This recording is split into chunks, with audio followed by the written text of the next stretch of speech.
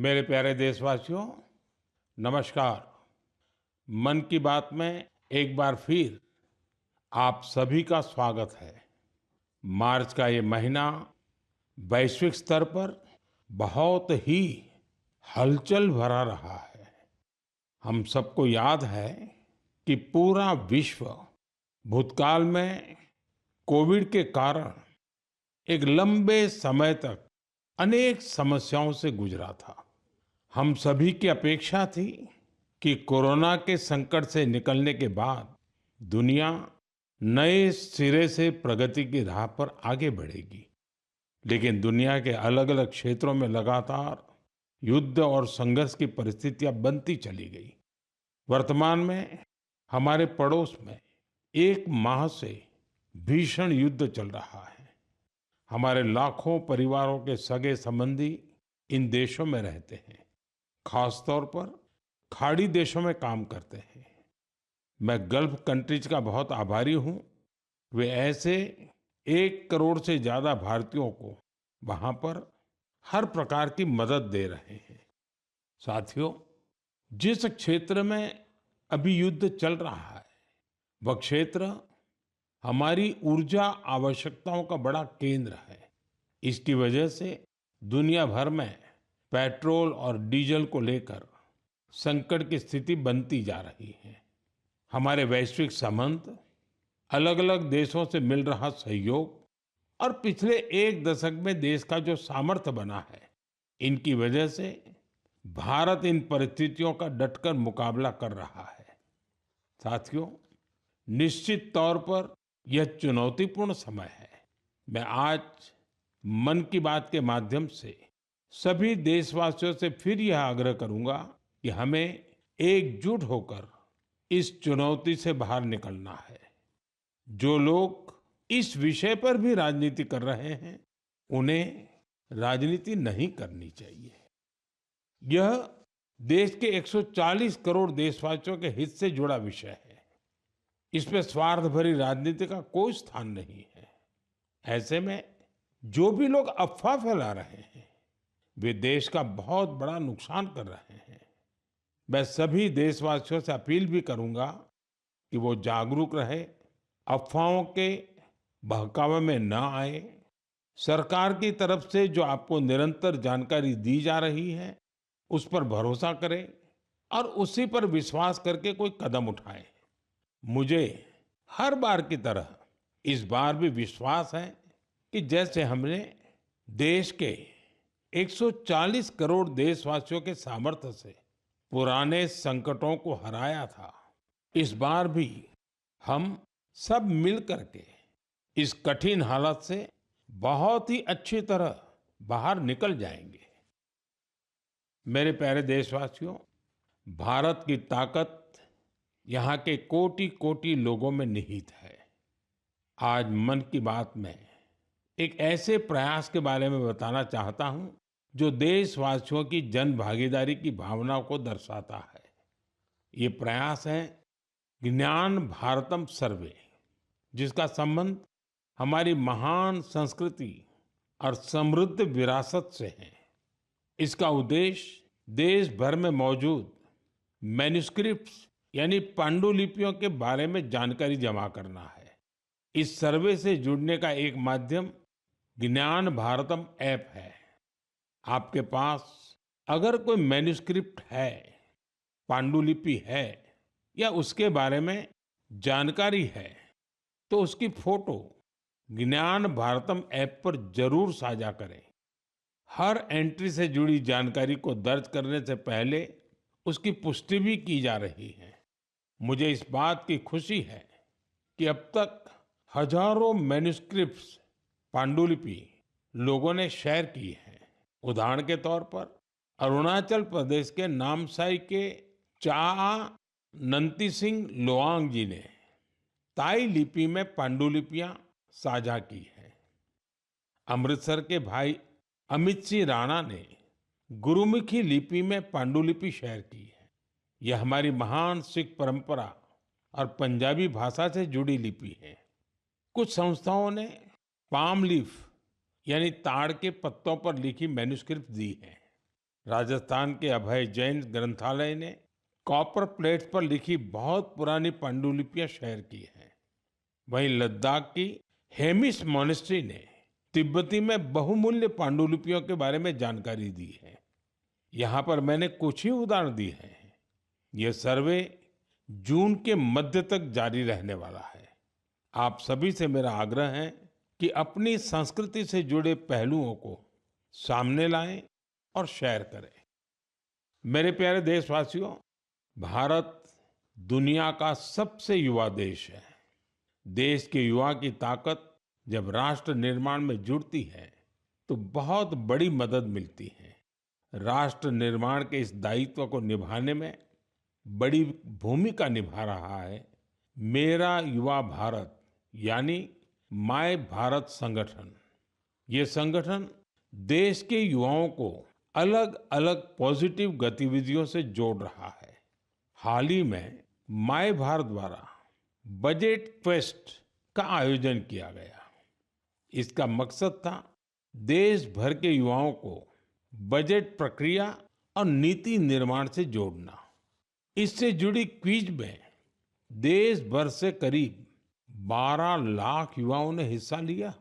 Quiz के बाद करीब 1,60,000 प्रतिभागियों को निबंध प्रतियोगिता के लिए चुना गया। मुझे इनमें से कुछ निबंध पढ़ने का अवसर भी मिला। इनसे पता चलता है कि मेरे युवा साथी देश के विकास में अपना योगदान देने के लिए कितना तत्पर है। तेलंगाना के सूर्यापेट से कोटला रघुवीर रेड्डी, उत्तर प्रदेश के बाराबंकी से सौरभ बैसवार और बिहार के गोपालगंज से सुमित कुमार ने किसान कल्याण से जुड़े टॉपिक पर लिखा है। पंजाब के मोहाली से आंचल और ओडिशा के केंद्रपाड़ा से ओम प्रकाश रथ ने वुमेन लेड डेवलपमेंट को आगे बढ़ाने के तरीकों पर अपने विचार प्रकट किए हैं। हरियाणा के यमुनानगर से प्रथम बरार ने लिखा है कि ग्रीन और क्लीन भारत ही समृद्ध भारत का मार्ग है। इससे उनकी गहरी सोच का पता चलता है। दिल्ली के शंख गुप्ता का सुझाव है कि ग्रामीण क्षेत्रों में खेल प्रतिभाओं की पहचान के लिए और अधिक प्रयास होने चाहिए। हमारे युवा साथियों ने स्किल डेवलपमेंट और ईज ऑफ डूइंग बिजनेस पर भी अपने विचार साझा किए हैं। मैं उन सभी युवाओं की सराहना करता हूं जो अपने आइडियाज शेयर कर रहे हैं। ये विचार देश को आगे ले जाने में बहुत अहम है। मेरे प्यारे देशवासियों, देश भर के क्रिकेट फैंस के लिए यह महीना जोश और उत्साह से भर देने वाला रहा है। जब भारत ने T20 वर्ल्ड कप में ऐतिहासिक जीत दर्ज की तो देश में हर तरफ खुशी की लहर दौड़ गई। अपनी टीम की शानदार सफलता पर हम सभी को बहुत गर्व है। पिछले महीने के आखिर में कर्नाटका के हुबली में एक बहुत ही रोचक मुकाबला देखने को मिला। इस मुकाबले को जीतकर जम्मू कश्मीर की क्रिकेट टीम ने रणजी ट्रॉफी को अपने नाम कर लिया। सबसे खुशी की बात है कि करीब 7 दशकों के लंबे इंतजार के बाद इस टीम ने अपना पहला रणजी खिताब हासिल किया। यह अभूतपूर्व सफलता खिलाड़ियों के कई वर्षों के निरंतर प्रयासों का परिणाम है। टीम के कप्तान पारस डोगरा ने अद्भुत कौशल दिखाया। अपने नेतृत्व से इस जीत में उन्होंने अहम योगदान दिया। आज देश में कश्मीर के युवा गेंदबाज आकिब नबी के प्रदर्शन की भी चर्चा हो रही है, जिन्होंने रणजी सीजन में 60 विकेट लिए हैं। इस जीत से टीम के खिलाड़ी और कोचिंग स्टाफ के साथ साथ जम्मू कश्मीर के लोग बहुत रोमांचित हैं। क्रिकेट के मैदान में इस शानदार प्रदर्शन के बाद वहां के युवाओं में खेलों के प्रति उत्साह और बढ़ गया है। आने वाले समय में यह कई युवाओं को स्पोर्ट्स को अपनाने के लिए प्रेरित करेगा। जम्मू कश्मीर के लोगों में खेलों को लेकर गजब का जज्बा रहा है। मुझे खुशी है कि अब ये बड़े खेल आयोजनों का हब भी बनता जा रहा है। खेलो इंडिया विंटर गेम्स के लिए गुलमर्ग तो पहले ही अपनी पहचान बना चुका है। फुटबॉल जैसे स्पोर्ट्स भी यहाँ के युवाओं के बीच काफी लोकप्रिय है। मुझे आशा है कि आने वाले समय में जम्मू कश्मीर के खिलाड़ियों की जीत का यह सिलसिला यूं ही जारी रहेगा। मेरे प्यारे देशवासियों, मैं अक्सर कहता हूं, जो खेलेगा वो खिलेगा। मुझे ये देखकर अच्छा लगा कि हमारे देश के युवा अब उन खेलों को भी खूब अपना रहे हैं जो पहले उतने लोकप्रिय नहीं थे। उत्तर प्रदेश के प्रतिभाशाली एथलीट गुलवीर सिंह ने ऐसे ही एक खेल में कमाल कर दिखाया है। उन्होंने कुछ ही हफ्ते पहले न्यूयॉर्क सिटी हाफ मैराथन में तीसरा स्थान हासिल कर इतिहास रच डाला। वे 1 घंटे से कम समय में हाफ मैराथन पूरा करने वाले पहले भारतीय एथलीट बने। स्क्वॉश खिलाड़ी बेटी अनाहत सिंह ने स्क्वॉश ऑन फायर ओपन का बड़ा अंतर्राष्ट्रीय खिताब अपने नाम किया। सिर्फ 17 साल की उम्र में उन्होंने ये सफलता हासिल की। इसके साथ ही वे पीएसए वर्ल्ड रैंकिंग में टॉप 20 में जगह बनाने वाली सबसे कम उम्र की एशियाई महिला खिलाड़ी बन गई है। मुझे अस्मिता एथलेटिक्स लीग की जानकारी भी मिली है। इसमें 8 मार्च को महिला दिवस के अवसर पर कई स्पोर्टिंग इवेंट्स का शानदार आयोजन किया गया। लीग में करीब 2 लाख बेटियों ने भागीदारी की। ये देखकर अच्छा लगता है कि भारत की नारी शक्ति देश में हो रहे इस स्पोर्टिंग ट्रांसफॉर्मेशन में अहम भूमिका निभा रही है। साथियों, मेरा हमेशा से यह आग्रह रहा है कि आप सभी अपनी फिटनेस पर जरूर ध्यान दें। अंतर्राष्ट्रीय योग दिवस में अब 100 दिनों से भी कम समय बचा है। पूरी दुनिया में योग के प्रति आकर्षण भी लगातार बढ़ रहा है। अफ्रीका के जिबूती में अलमिस जी अपने अरविंद योग सेंटर के जरिए योग को बढ़ावा दे रहे हैं। वे यहाँ की कई और जगहों पर भी लोगों को योग सिखाते हैं। आप में से कई लोगों ने इंस्टाग्राम कंटेंट क्रिएटर युवराज दुआ की पोस्ट पर मेरे से रिप्लाई को लेकर कमेंट्स किए हैं। उन्होंने मुझसे आग्रह किया था कि मैं उनके पिता से कहूं कि वे शुगर इंटेक कम करें। मुझे खुशी है कि मेरे अनुरोध का उनके पिता पर सकारात्मक प्रभाव पड़ा है। मैं आप सभी से आग्रह करूंगा कि आप भी शुगर इंटेक को कम करें और जैसा मैंने पहले भी कहा है, हमें खाने के तेल में 10% की कटौती भी करनी है। इन छोटे छोटे प्रयासों से आप मोटापे और लाइफस्टाइल से जुड़ी बीमारियों से दूर रहेंगे। मेरे प्यारे देशवासियों, एक पुरानी कहावत है, करत करत अभ्यास के जड़ मत होत सुजान। यानी जब हम निरंतर अभ्यास करते हैं तो उतनी ही ज्यादा बुद्धिमत्ता हासिल करते जाते हैं। लोग भी सबसे बेहतर तब सीखते हैं जब उनकी सक्रिय भागीदारी होती है। मुझे बेंगलुरु में शिक्षा से जुड़े एक यूनिक प्रयास के बारे में जानकारी मिली है। यहाँ एक टीम प्रयोग इंस्टीट्यूट ऑफ एजुकेशन रिसर्च चला रही है। इस टीम का रिसर्च प्रोजेक्ट पर विशेष फोकस है। यह टीम स्कूल लेवल पर साइंस एजुकेशन को लोकप्रिय बनाने में जुटी है। उन्होंने अन्वेषण नाम का एक प्रयोग किया है। इसके जरिए 9वीं से 12वीं क्लास तक के स्टूडेंट्स को केमिस्ट्री, अर्थ साइंसेस और वेलनेस जैसे क्षेत्रों में इनोवेशन करने का मौका मिलता है। इससे स्टूडेंट्स को रिसर्च का बहुत अच्छा अनुभव हासिल होता है। साथ ही अपने प्रोजेक्ट्स को पब्लिश करने का प्लेटफॉर्म भी मिलता है। साथियों, परीक्षा पे चर्चा के दौरान कुछ स्टूडेंट्स ने मुझे बताया था कि वे साइंस पढ़ना तो चाहते हैं, लेकिन उन्हें इससे डर भी लगता है। इस दिशा में प्रयोग की टीम का प्रयास बहुत ही सराहनीय है। यह पहल स्टूडेंट्स को साइंस के साथ जुड़ने और प्रैक्टिकली कुछ करके दिखाने का मौका देती है। जब हम किसी चीज को खुद करके देखते हैं तो जिज्ञासा और रुचि पैदा होती है। कौन जानता है कि मेरे युवा साथियों में ही कोई आने वाले समय का बेहतरीन साइंटिस्ट हो।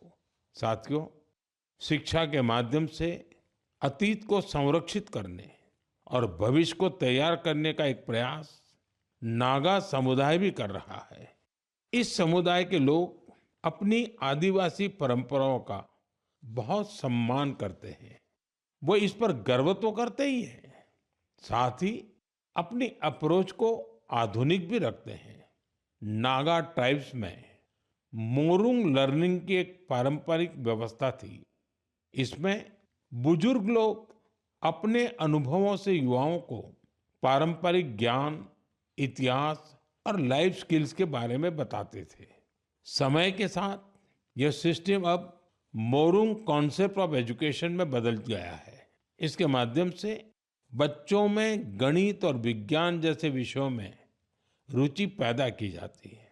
इसमें समुदाय के बुजुर्ग उन्हें कहानियां, लोकगीत और पारंपरिक खेलों के साथ लाइफ स्किल्स सिखाते हैं। इस तरह हमारा नागालैंड अपनी सांस्कृतिक विरासत को सुरक्षित रखते हुए बच्चों की शिक्षा को आगे ले जा रहा है। आपको भी अपने क्षेत्र में ऐसे प्रयासों के बारे में पता चले तो मुझे जरूर शेयर कीजिएगा। मेरे प्यारे देशवासियों, देश के कई हिस्सों में गर्मियों की शुरुआत हो चुकी है।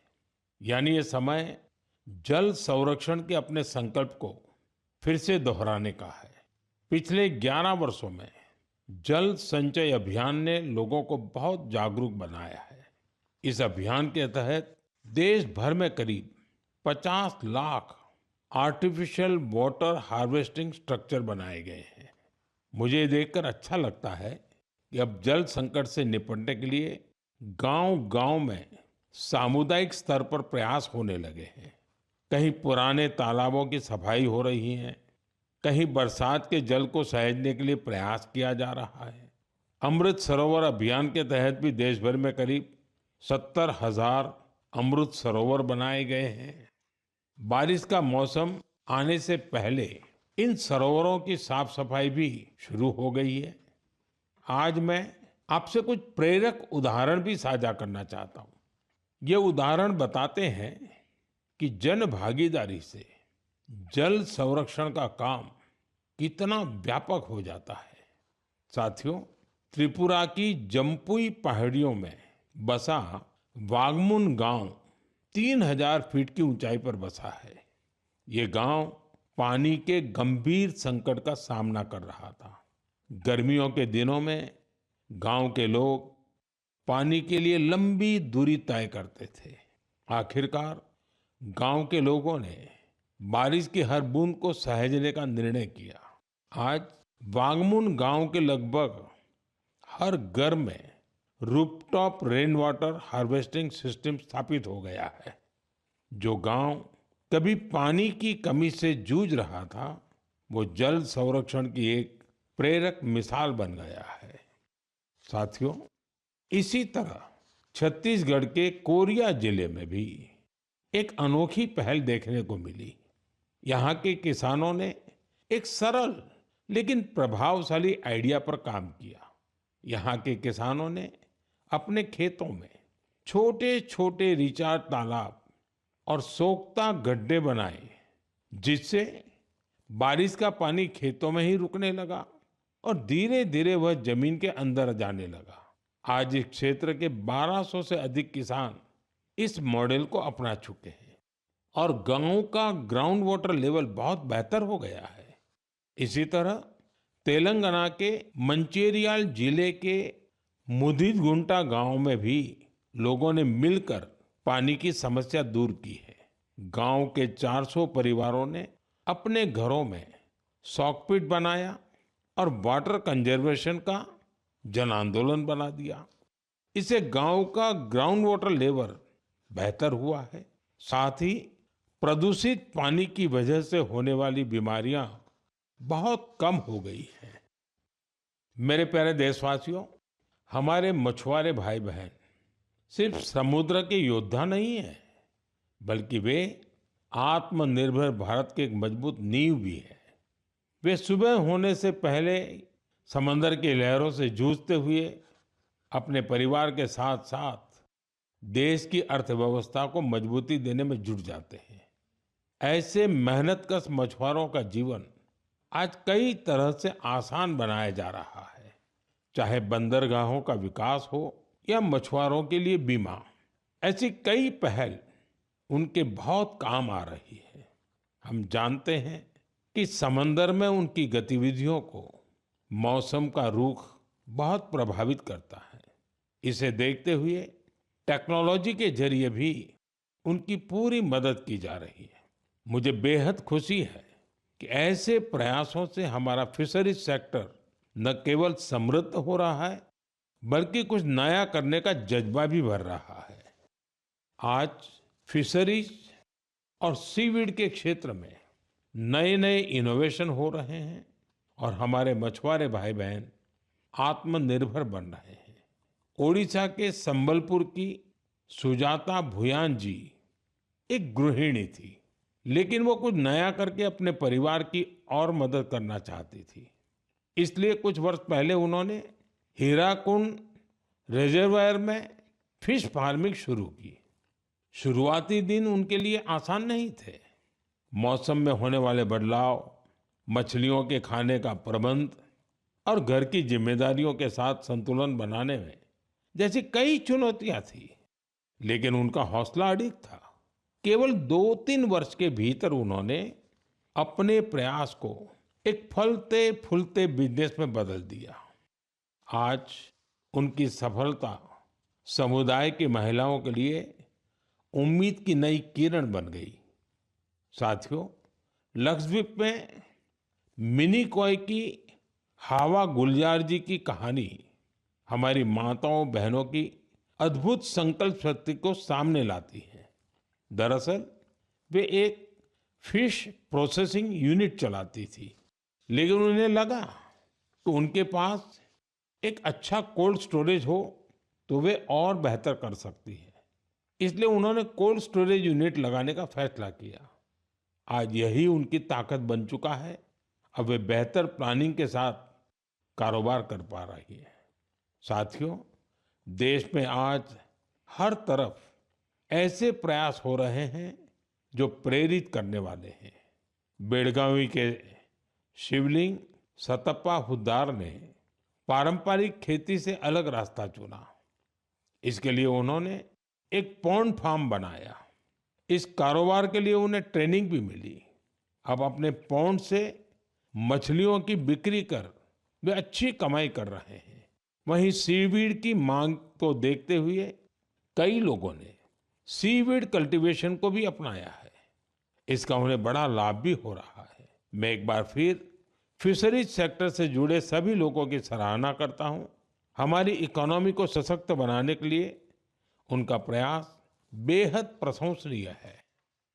मेरे प्यारे देशवासियों, जब समाज खुद आगे आता है तो छोटे छोटे प्रयास भी बड़े बदलाव की नींव बन जाते हैं। हमारे देश के अलग अलग हिस्सों में ऐसे कई उदाहरण सामने आ रहे हैं जो हमें यही सिखाते हैं। हाल ही में उत्तर प्रदेश के वाराणसी में एक प्रेरक प्रयास देखने को मिला। वहां एक ही घंटे में 2,51,000 से अधिक पौधे लगाए गए और एक नया गिनीज वर्ल्ड रिकॉर्ड बना। इस प्रयास की सबसे खास बात ये रही कि इसमें हजारों लोग एक साथ जुड़े। छात्र, जवान, स्वयंसेवी संगठन, अलग अलग संस्थाएं, सबने मिलकर इस काम को संभव बनाया। जन भागीदारी का यही स्वरूप एक पेड़ मां के नाम अभियान के दौरान भी दिखता है। इस अभियान के तहत देश भर में करोड़ों पेड़ लगाए गए हैं। साथियों, नागालैंड के चिजामी गांव से भी एक बहुत प्रेरक प्रयास सामने आया है। चिजामी गांव की महिलाएं मिलकर 150 से अधिक वैरायटी के पारंपरिक बीजों को सुरक्षित रख रही है। इन बीजों को एक कम्युनिटी सीड बैंक में संरक्षित किया जा रहा है, जिसे गांव की महिलाएं ही चलाती हैं। इनमें चावल, बाजरा, मक्का, दालें, सब्जियां और कई तरह की जड़ी बूटियां शामिल है। यह एक ऐसा प्रयास है जिसमें ज्ञान भी सुरक्षित है, परंपरा भी जीवित है और आने वाली पीढ़ियों के लिए एक मजबूत आधार भी तैयार हो रहा है। साथियों, आज जब दुनिया जलवायु परिवर्तन जैसी चुनौतियों का सामना कर रही है, तब ऐसे प्रयास हमें यह बताते हैं कि समाधान हमेशा कहीं दूर नहीं होता। कई बार हमारे अपने पारंपरिक ज्ञान और सामुदायिक प्रयास ही हमें सबसे मजबूत रास्ता दिखाते हैं। मेरे प्यारे देशवासियों, आज आप देश के किसी छोटे बड़े शहर में जाएंगे तो एक बदलाव आप जरूर नोटिस करेंगे। आपको बड़ी संख्या में घरों की छत पर सोलर पैनल लगे हुए दिखाई देंगे। कुछ साल पहले तक ये इक्का दुक्का घरों पर ही दिखता था, लेकिन आज पीएम सूर्यघर मुफ्त बिजली योजना का प्रभाव देश के कोने कोने में दिखने लगा है।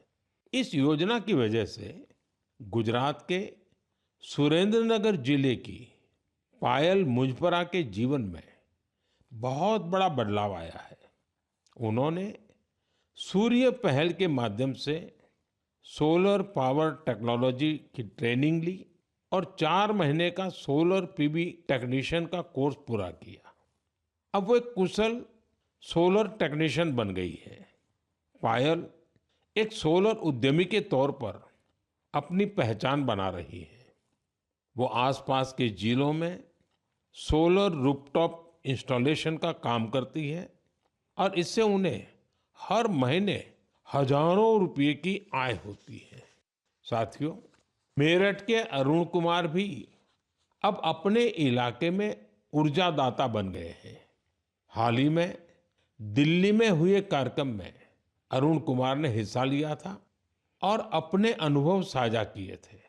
उन्होंने बताया था कि वो न केवल बिजली बिल की बचत कर रहे हैं, बल्कि अपनी अतिरिक्त बिजली बेच भी रहे हैं। साथियों, जयपुर के मुरलीधर जी की सफलता भी कुछ ऐसी ही है। पहले उनकी खेती डीजल पंप पर निर्भर थी, जिसमें हर साल हजारों रुपए खर्च होते थे।